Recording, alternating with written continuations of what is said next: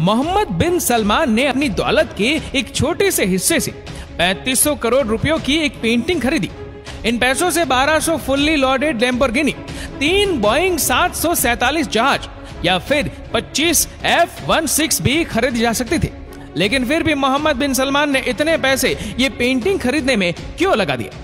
Saudi Prince Mohammed bin Salman और इनका खानदान न लखपति है, न करोड़पति और ना ही अरबपति, बल्कि ये खानदान पूरे 1.5 खरब डॉलर का मालिक है, यानी 1.4 trillion dollar.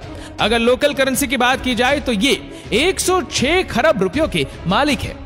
Mohammad bin Salman middle east के सबसे ज्यादा ताकतवर इंसान माने जाते हैं। ये खानदान इतना अमीर है कि दुनिया की महंगी से महंगी चीज भी इनके सामने जीरो के बराबर है।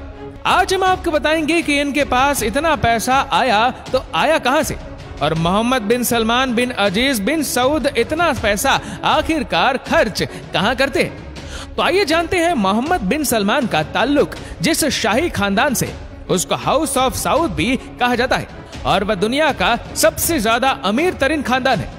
ये खानदान 1.4 ट्रिलियन डॉलर का मालिक है, जो बनते हैं 106 खरब रुपए। इस खानदान के पास शाही खानदान से भी 16 गुना ज्यादा पैसा है।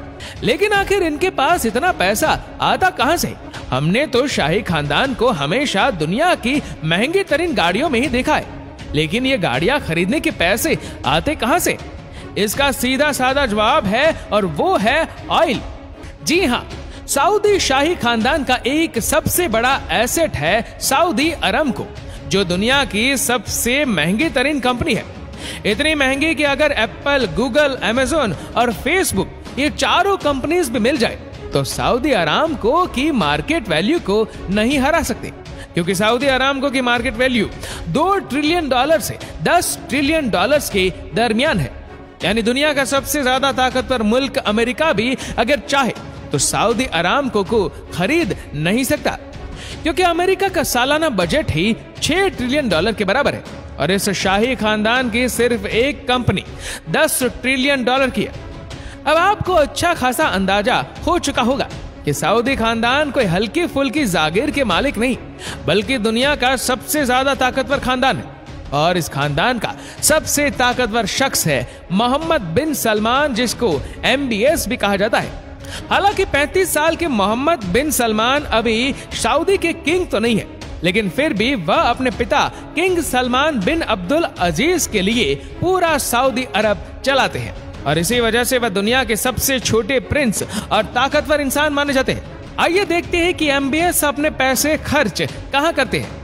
गोल्ड कार्स, प्राइवेट जेट्स और शाही महल से लेकर सोने से बना हुआ फर्नीचर और गोल्ड प्लेटेड बाथरूम रोल तक कोई ऐसी चीज नहीं है जो सऊदी के शाही खानदान ने छोड़ी हो। लेकिन हम सिर्फ उन खर्चों के बारे में बात करेंगे जो directly Saudi crown prince Mohammed bin Salman ने किए, और जिनका रिकॉर्ड भी मौजूद है।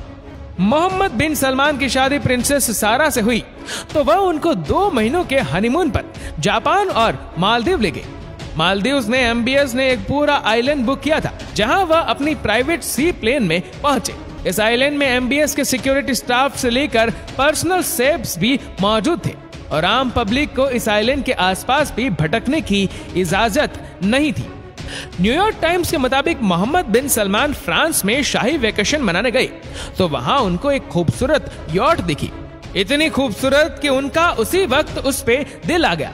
उन्होंने फौरन उसको खरीदने का हुक्म जारी किया।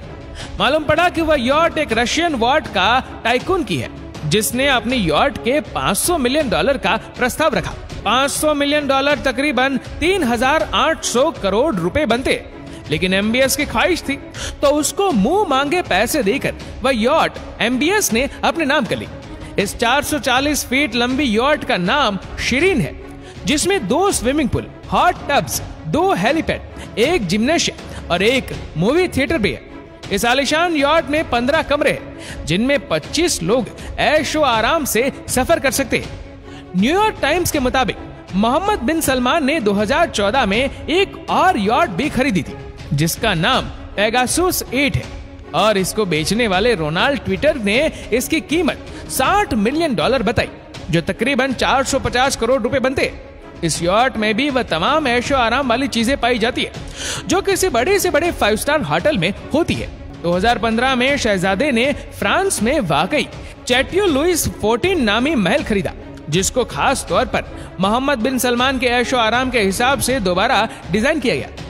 न्यूयॉर्क टाइम्स के मुताबिक यह महल $300 मिलियन में खरीदा गया, जो बनते हैं 2280 करोड़ रुपए। हरे भरे जंगलात के दरमियान सुकून जगह पर मौजूद ये महल 630 एकड़ जमीन पर फैला हुआ है, जिसमें महल के लाइट्स, फाउंटेन्स, सिक्योरिटी सिस्टम सब कुछ एक आईफोन से कंट्रोल होता है।